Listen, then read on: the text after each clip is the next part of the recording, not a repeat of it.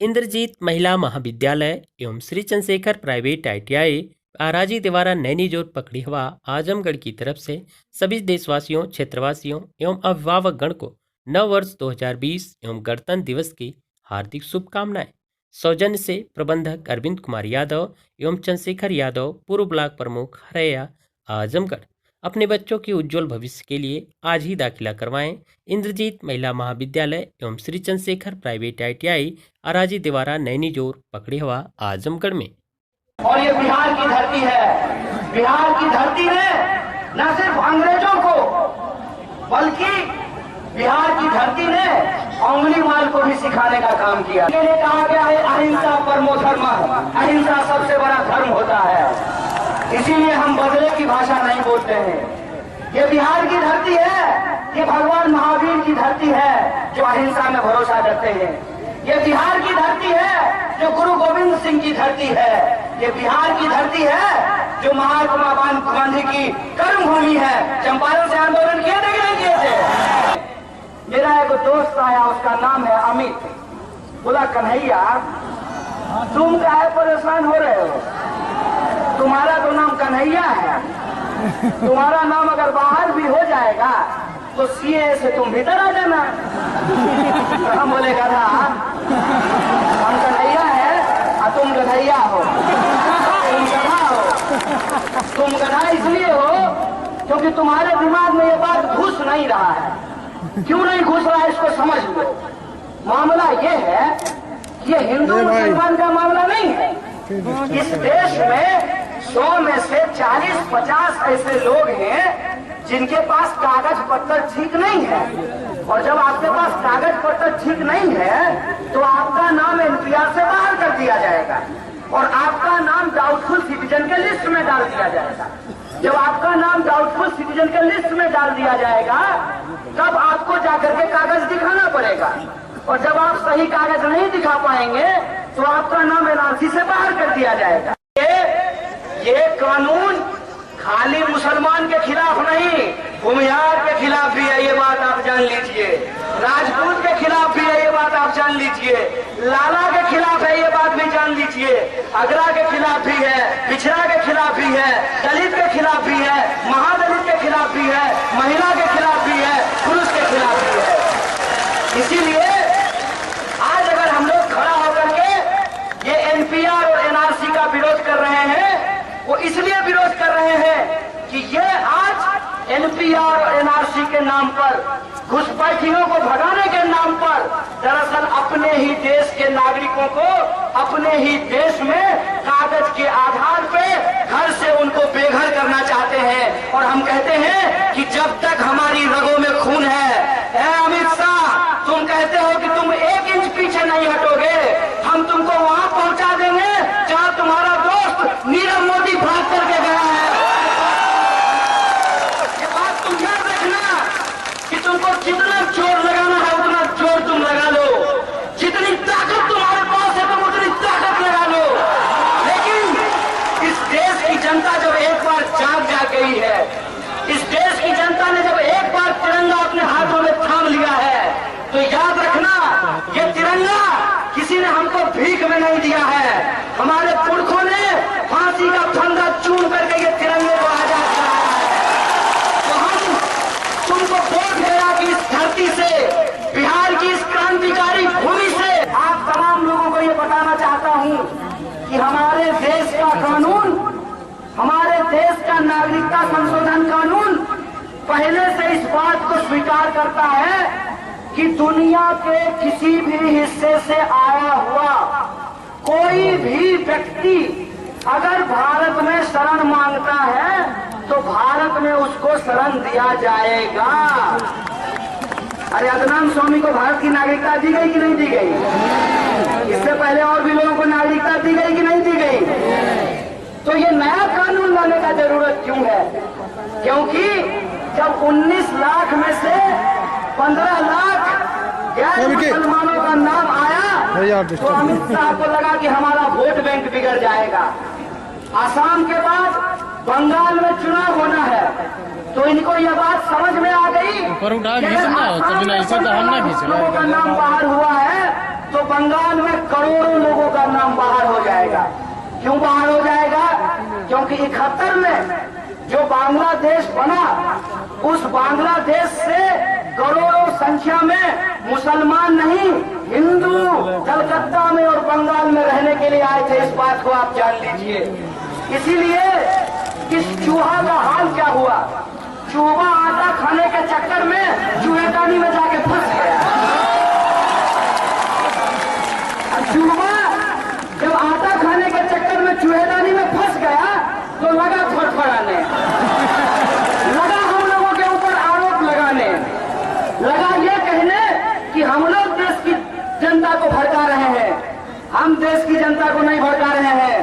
हम सिर्फ सरकार से ये चाहते हैं कि सरकार कहे कि सीएए का एनआरसी और एनपीआर से कोई संबंध नहीं है। इकोनॉमी बनाने के नाम पर जब देश की जीडीपी 5% से नीचे चली गई हो, देश में जब सबसे ज्यादा बेरोजगारी हो, उस वक्त सीएए और एनआरसी का बहस क्यों खड़ा किया गया है?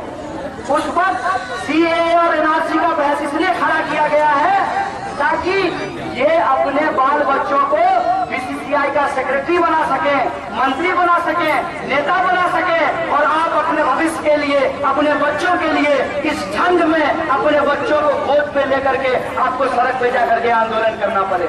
इसीलिए मैं आप तमाम लोगों को कहना चाहता हूँ, जो तीसरी सबसे इम्पोर्टेंट बात है वो ये है कि या तो नीतीश जी केरल की विधानसभा की तरह बिहार विधानसभा में भी ये रेजोल्यूशन पास करें कि बिहार में एनपीआर, एनआरसी और सीएए लागू नहीं होगा। अगर नीतीश जी इस पे पोजीशन नहीं लेते हैं तो हम लोगों को अपने कंधे पे ये जिम्मेवारी लेनी पड़ेगी और सरकार को ये बताना पड़ेगा कि यह सरकार, अगर तुम हमको नागरिक नहीं मानते तो हम तुमको सरकार नहीं मानते।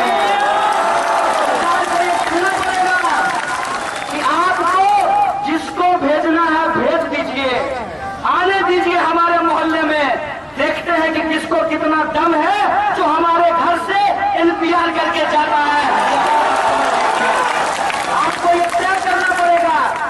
हिंदी का एक फिल्म है स्त्री, वो फिल्म में ये होता है कि जो भूतनी होती है वो उस घर में घुसती है जिस घर में ये नहीं लिखा हो कि वो स्त्री कल आना।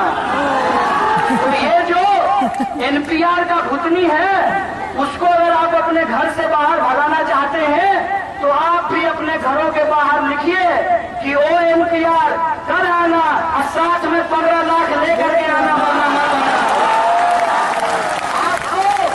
उसी तरीके से इन अंग्रेज के चापलूसों को हराना पड़ेगा जैसे महात्मा गांधी ने और सहयोग करके सभी ने अवज्ञा करके अंग्रेजों को मात दी थी। हम गांधी को मानने वाले लोग हैं, इन गोडसे के चेलों को एनपीआर को नहीं मान करके मात देंगे। अगर तुम हमको नागरिक नहीं मानते तो हम तुमको सरकार नहीं मानते। सरकार को ये कहना पड़ेगा कि आपको जिसको भेजना है भेज दीजिए, आने दीजिए हमारे मोहल्ले में, देखते हैं कि किसको कितना दम है जो हमारे घर से एनपीआर करके जाता है। आपको ये तय करना पड़ेगा। तरीका क्या है? इस देश के 85% आबादी को, 100 में से 85 आदमी को 15 आदमी का डर दिखा करके डराया जाए। बताइए, कहते हैं अमित शाह अपने भाषण में कि हम बनिया हैं, कि हम नहीं बोल रहे हैं, ये अमित शाह बोले हैं। तो अगर आप ठीक से बनिया होते ना तो आप ठीक से हिसाब लगा लेते। आप बनिया भी ठीक से नहीं है, आप बनिया लोगों का भी अपमान कर रहे हैं। क्योंकि जो बढ़िया बनिया है वो आराम से इस बात का आंकड़ा लगा लेगा कि 85 ज्यादा होता है कि 15 ज्यादा होता है। क्या ज्यादा होता है जी? 85 ज्यादा होता है ना। तो 85 लोगों को 15 लोगों से डरने की जरूरत है। अंग्रेज बनने के लिए तैयार हो तो हम अशफाक उल्लाह खान और राम प्रसाद बिस्मिल की तरह फांसी तक छूने के लिए तैयार है। याद रखना। कि तुम्हारे पास धन दौलत है, गोला बारूद है, टैंक है, पुलिस है, जेल है, टीवी है, बिका हुआ पत्रकार है, लेकिन हमारे पास हमारा ईमान है और हमारा ईमान कोई खरीद नहीं सकता। अभी इन लोगों ने कहा कि शाहीन बाग में लोग 500 रुपया लेकर के आते हैं। जिसकी जैसी भावना होती है उसको वैसी ही सूरत नजर आती है। जो रैलियों में 500 रुपए लेकर के योगी योगी करने के लिए आए थे, वो ये बात नहीं समझ सकते हैं कि अपने न्याय के लिए, हक और अधिकार के लिए लड़ना क्या होता है। इस बात को जान लीजिए। इसीलिए मैं आप तमाम लोगों को यह बात कहना चाहता हूं कि ये लड़ाई आर पार की लड़ाई है। एक तरफ वो लोग हैं जो गोडसे को मानने वाले लोग हैं, एक तरफ हम लोग हैं जो मौलाना अबुल कलाम आजाद और महात्मा गांधी को मानने वाले लोग हैं। इसलिए इस लड़ाई में इतिहास ने ये बार बार साबित किया है कि ताकत हो सकता है कि उनके पक्ष में हो, लेकिन न्याय का पलड़ा हमारी तरफ भारी है। इस बात को याद रखिएगा। इसलिए न्याय की इस लड़ाई में हम तमाम लोगों को, इसीलिए पूरे बिहार में इस आंदोलन का अलग जगाने के लिए जो आने वाला 30 जनवरी है, जिस दिन हमारे बापू को शहादत दी गई, जिस दिन हमारे बापू की हत्या की गई, जो बापू का बलिदान दिवस है, उस बापू की याद में बापू की जो कर्म भूमि है चंपारण, वहां से हम लोग एक यात्रा शुरू करने जा रहे हैं। और यात्रा का नाम है हमारा देश हमारा संविधान, बापू धाम से गांधी मैदान। देश बचाओ यात्रा, ये जो जागो जगाओ देश बचाओ यात्रा है, उसके तहत बिहार के एक एक जिले में जाएंगे और अपने बिहार की मां बहनों को, भाइयों को, बुजुर्गों को, नौजवानों को और बच्चों को बताएंगे कि ये देश को तोड़ने वाले लोग हैं। अगर इनको हराना है तो आपको ये संकल्प लेना होगा कि हम एनपीआर, एनआरसी और सीए को हराएंगे, देश का तिरंगा और संविधान को बचाएंगे। साथ ही साथ हमारे लिए जो बिहार का सबसे बड़ा सवाल है वो ये है कि हमारे बिहार के लोगों को बाहर जाकर के नौकरी के लिए धक्का क्यों खाना पड़ता है? क्यों हमारे अस्पतालों में ठीक से हमको इलाज नहीं मिलता है? क्यों जो हमारे सरकारी कर्मचारी हैं उनको समय पे वेतन नहीं मिलता है? क्यों उनका पेंशन छीना जा रहा है? क्यों किसानों को उनके फसल का दाम नहीं मिलता है? क्यों मजदूरों को आत्मसम्मान नहीं मिलता है? क्यों महिलाओं के साथ भेदभाव होता है? इन तमाम सवालों पे इकट्ठा होकर के इस लड़ाई को लड़ेंगे। तो याद रखिएगा, आने वाले दिनों में एक हाथ में तिरंगा और संविधान और दूसरे हाथ में रोजी रोटी, कपड़ा और मकान के सवालों पे लड़ करके हमको संघर्ष करना पड़ेगा। ये संघर्ष होगा तब जब आप अपने मकानों से निकलेंगे और इस आवाज के साथ निकलेंगे कि निकलो बंद मकानों से, जंग लड़ो पैमानों से। हमको पूरी उम्मीद है कि जिस तरीके से माँ बहनों का आशीर्वाद मिला है, जिस तरीके से बुजुर्गों का आशीर्वाद मिला है, जिस तरीके से नौजवानों का साथ मिला है, ये लड़ाई हम लोग हर हाल में जीतेंगे। इन्हीं शब्दों के साथ आप तमाम लोगों का शुक्रिया अदा करते हुए इस बात को खत्म करता हूँ। शुक्रिया। इंकलाब जिंदाबाद, हमारी एकता जिंदाबाद।